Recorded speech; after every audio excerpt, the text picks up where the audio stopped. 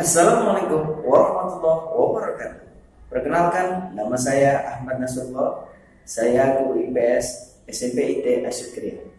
Pada pagi hari ini kita akan belajar tentang konektivitas ruang dan keterkaitan antara interaksi konektivitas antar ruang.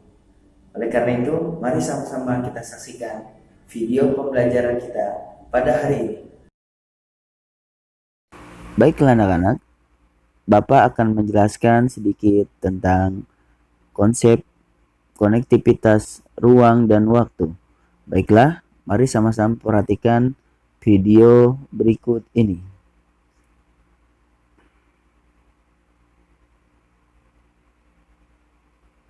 Anak-anak, apakah yang dimaksud dengan pengertian ruang? Dan menurut gambaran kalian, seperti apakah pengertian ruang tersebut? Menurut Sumat Maja 1981, ruang adalah suatu tempat di permukaan bumi, baik secara keseluruhan maupun hanya sebagian. Kemudian, kalau kita lihat gambar berikut, coba perhatikan, gambar apakah ini? Betul, ini adalah gambar ruang kelas. Kenapa ruang kelas disebut ruang? Contoh sebuah ruang kelas tidak hanya lantai tetapi juga ada udara, langit-langit, dan plafon, dan lain-lain. Selanjutnya, kita lihat gambar berikut. Kalau kita lihat bahwasanya bumi memiliki suatu atmosfer dan ruang adalah semua lapisan atmosfer bumi. Ruang juga mencakup perairan di permukaan bumi seperti laut, sungai, dan danau, serta air tanah juga termasuk ruang, dan lapisan tanah serta batuan sampai pada lapisan tertentu. Lanjut lagi. Ya, kita lihat gambar berikut. Karakteristik ruang. Setiap ruangan di muka bumi ini punya karakteristik yang berbeda.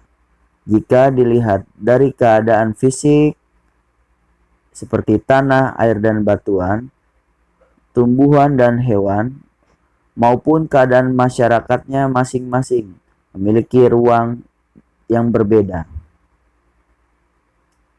Kita lihat lagi. Perbedaan sumber-sumber daya yang dimiliki oleh setiap ruang. Setiap ruang memiliki sumber daya alam, dan perbedaan karakteristik ruang biasanya juga diikuti oleh perbedaan sumber daya yang dihasilkan dari gambar tersebut. Maka terjadilah hubungan atau konektivitas antara satu ruang dengan ruang yang lain, karena sifatnya mereka saling membutuhkan. Selanjutnya, contoh konektivitas atau hubungan antar ruang.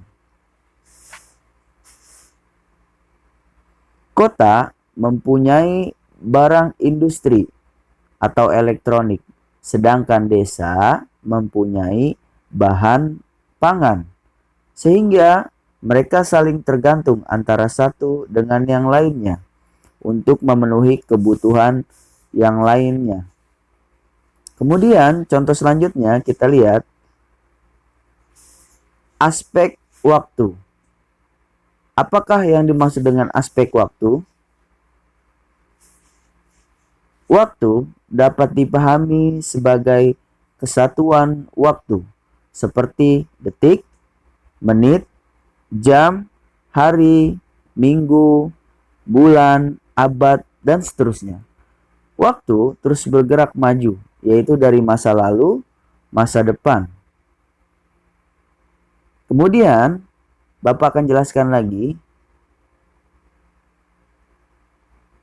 tentang waktu sekarang. Konsep waktu dalam sejarah mempunyai arti masa atau periode berlangsungnya perjalanan kisah kehidupan manusia, dan waktu dapat dibagi menjadi 3, yaitu pertama, waktu lampau, waktu sekarang, dan waktu yang akan datang. Anak-anak, perhatikan dengan baik slide berikut. Kalau kita lihat gambar berikut, kira-kira kalian bisa melihat dong apa yang kamu bisa lihat. Nah, pengetahuan tentang berbagai peristiwa yang terjadi pada masa lampau membentuk kita memahami perubahan dan perkembangan masyarakat baik dari aspek ekonomi, sosial, dan budaya, dan pendidikan politik hingga kita memperoleh pelajaran tentang sebab akibat, baik dan buruk atau benar dan salah yang dapat dijadikan sebagai pedoman hidup, maka kita akan mendapatkan hikmah dari waktu. Perhatikan gambar berikut. Ya, lihatlah.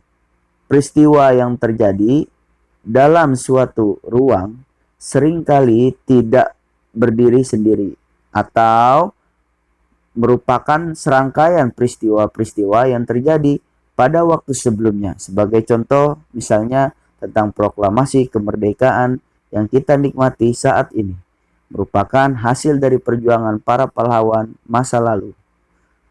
Oke, sekian pembelajaran kita pada pagi hari ini. Semoga bermanfaat dan jangan lupa tonton video pembelajaran selanjutnya dari Parul. Assalamualaikum.